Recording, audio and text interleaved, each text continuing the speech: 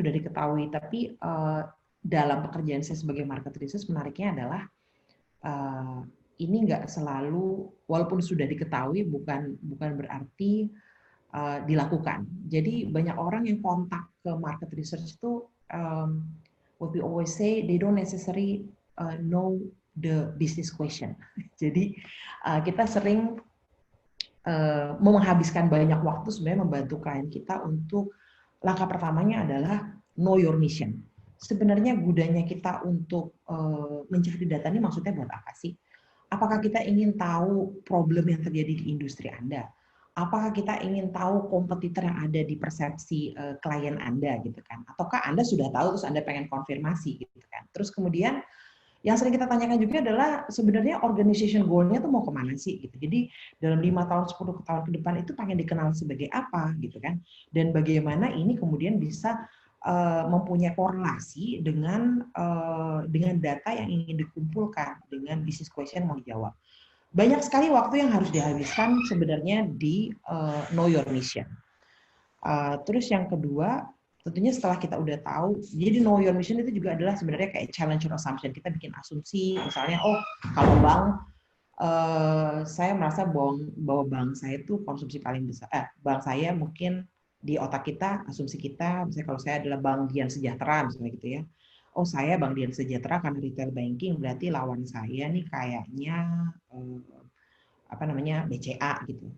Tapi yang nah ini yang harus kita challenge. Apakah benar kompetitor kita adalah BCA? Mungkin orang melihat kita, kompetitor kita bukan BCA, tapi karena saya mungkin loan saya tuh kuat di rumah gitu ya, KPR, lawan saya justru BTN yang dilihat oleh klien saya. Jadi ini interesting to actually challenge our assumption, to be very open-minded. This is the mentality supposed to be open-minded. Kedua adalah identify data sources. Datanya mau seperti apa? Apakah kita butuh data kuantitatif? Apakah kita butuh data kualitatif? Ini kalau berbicara tentang persepsi customer ya. Kemudian setelah itu ada, mulai dilakukan cara kita mulai membuat kayak semacam research design. Bagaimana caranya untuk bisa mengumpulkan data? How the data going to be collected? Bagaimana datanya? Bagaimana kita bisa memastikan konsistensi data? Salah satu yang menarik adalah dari proses ini biasanya kita sudah mulai duduk dan berbicara soal indikator. Mana sih yang menjadi penting? Mana yang harus indikator pokok mana yang harus kita pegang? Karena biasanya data driven decision making itu nggak cuma 1 tahun, tapi kita ngomongin mungkin 3 tahun paling nggak untuk memastikan adanya continuity. Karena kadang-kadang kita butuh yang namanya trend. Terus kalau kerjaan saya 80% itu sebenarnya adalah cleaning data. Terutama kalau misalnya perusahaannya sebelumnya sudah punya data. Dan kadang-kadang yang namanya cleaning data itu juga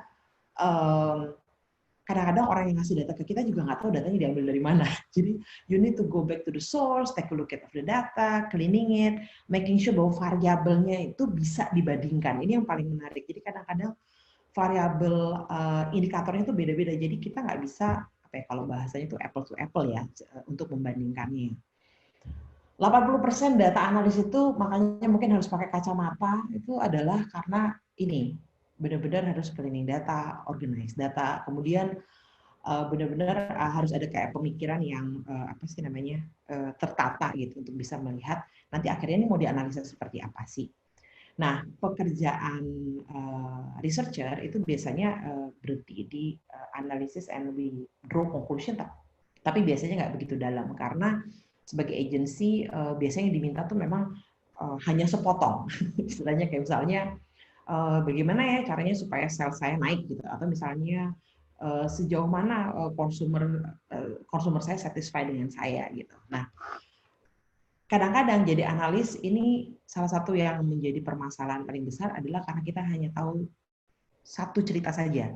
Kita tidak tahu ada masalah apa di belakang ini. Nah, sangat penting sebenarnya, apalagi dalam proses perusahaan, analisis ini tidak hanya dilakukan oleh biasanya kalau di perusahaan itu ada data analisnya di business development saja misalnya, ataukah data analisnya misalnya di CMO, di marketing office-nya saja.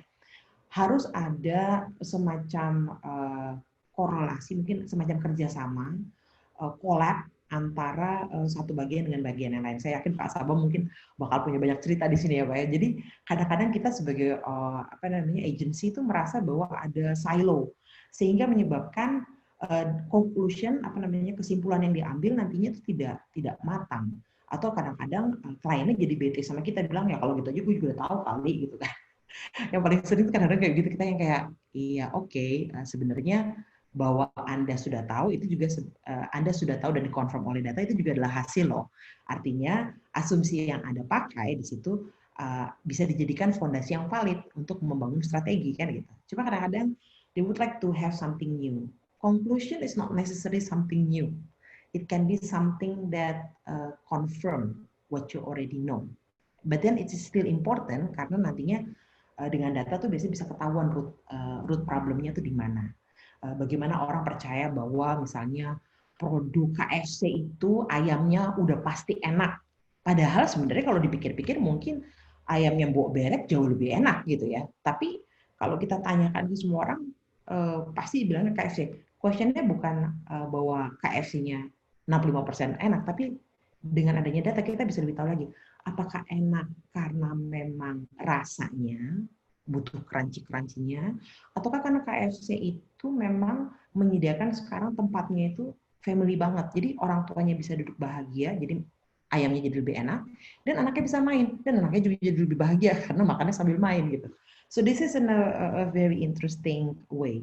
Analysis and draw conclusion, it is a process that back and forward.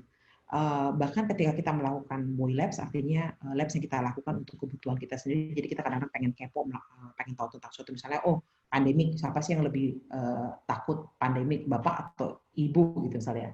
Nah, sometimes in this part, analysis and draw conclusion, we look at the data, we take a look at our assumption, dan diskusinya tuh nggak bisa cuma sekali. Kadang-kadang once we make already draft number 3, kita masih tiba-tiba kayak sebentar, kayaknya ada yang salah deh gitu, atau misalnya oh sebentar, kayaknya asumsi ini masih harus dipertanyakan lagi. So you need to have a discussion. Dan in the perusahaan, in the company, it is a must actually. I think data driven decision making, it has to come from the top to bottom, bottom to the top, and then there's supposed to be co-working.